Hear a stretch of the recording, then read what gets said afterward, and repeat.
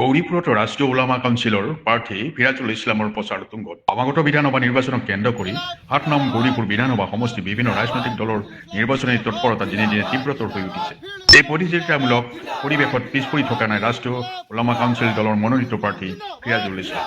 প্ৰতিদিনে প্ৰাৰ্থী ইছলামে সমষ্টিৰ বিভিন্ন অঞ্চলত ব্যাপক জনসংযোগ অভিযান চলাই আছে।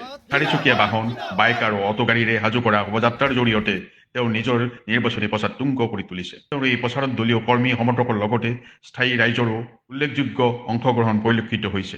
বিশেষকৈ যুৱ সমাজৰ মাজত প্ৰাৰ্থী ফিৰাজুল ইছলামৰ প্ৰতি উৎসাহজনক সঁহাৰি লক্ষ্য কৰা গৈছে। বহুতে তেওঁক এজন উদ্যমী আৰু আগ্ৰহী যুৱ নেতা হিচাপে গ্ৰহণ কৰা ইংগিত দিছে। উল্লেখযোগ্য যে সমাগত নিৰ্বাচনত গৌৰীপুৰ সমষ্টিত প্ৰতিদ্বন্দ্বিতা দিনক দিনে তীব্ৰতৰ হৈ উঠিছে আৰু সকলো ৰাজনৈতিক দলে নিজৰ নিজৰ শক্তি প্ৰদৰ্শনত ব্যস্ত হৈ পৰিছে। News desk report BN news. আজি কাজাই কাটলা গৈছিলোঁ আৰু কি কয় মামাৰ বজাৰ আহিছিলোঁ। প্ৰত্যেকটা ভোটাৰে মোক সঁহাৰি জনাইছে আৰু কৈছে যে ৰাষ্ট্ৰীয় ওলামা দলটো এইটো দল নতুন দল আৰু ভালকৈ খেলিব লাগিব আৰু মোক কৈছে যে আপুনি যুৱক নেতা হিচাপে আপোনালোকক সঁহাৰি দিছে আৰু কৈছে যে আৰু আপোনালোকক মই আপোনালোকক যেনেকৈ হৈ জিকাই আনিম, যিহেতু যুৱক নেতা সেইকাৰণে কৈছে যে যুৱক নেতা লাগিব। ইয়াতে গৌৰীপুৰ সমষ্টিতে যতগুলা কেণ্ডিডেট আছে তাৰে ভিতৰে মই হলো যুৱক নেতা হিচাপে মোক মানে আঁকোৱালি লৈছে।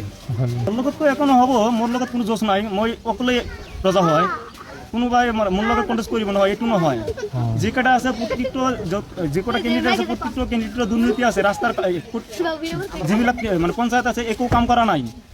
সেইকাৰণে কৈছে যে ৰাইজক কৈছে যে এইবাৰ যুৱক নেতা লাগিব, সেইজনে সঁহাৰি জনাইছে আৰু কি। কংগ্ৰেছ ৰাইজৰ দল কেনেদৰে প্ৰভাৱ পেলাব? AIDF আৰু ৰাইজৰ দল এইটো মোৰ কাৰণে ফেক্টৰ নহয়। ৰাইজৰ পৰা কেনেকৈ সঁহাৰি পেলাই? সঁহাৰি ভাল পাইছোঁ, বহুত সঁহাৰি জনাইছে।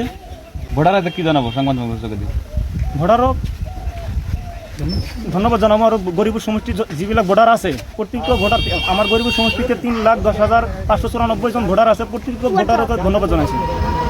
আমাৰ 33টা পঞ্চায়ত আছে, 33টা পঞ্চায়তৰ ভিতৰত যিবিলাক কাঁচা ৰাস্তা আছে আমাৰ প্ৰতিশ্ৰুতি হলো মই যদি জিকি আহোঁ প্ৰত্যেকটা ৰাস্তা ঘাট পিচ বা CC ব্লক কৰি দিম। এটা আমার প্রতিশ্রুতি 1 নম্বর। আর 2 নম্বর হলো শিক্ষার ব্যবস্থা। এই শিক্ষার ব্যবস্থা মানে রাস্তা ভালো হলে শিক্ষা ভালো হবে, এই দুটাই লাগবে। আমার মূল কারণটা হলো দুটা। স্বাস্থ্যের কারণে কি করব? স্বাস্থ্যের কারণে ভালো করবো। এইটো তো আর আমার যেটু মাউতি আছে এইটো তো আর স্বাস্থ্যের জন্য আর ভালো করব লাগে। নদী খনিয়ার বাবদ কি? নদী খনিয়ার মানে আমি জিও ব্যাগের কাম করিম। আমার তো এই সাইডে তো নদীর কাম নাই। গঙ্গাধর বা বরমপুর যেবিলাক দরখনি আছে আমি জিও ব্যাগের কাম দিব 1 নম্বর।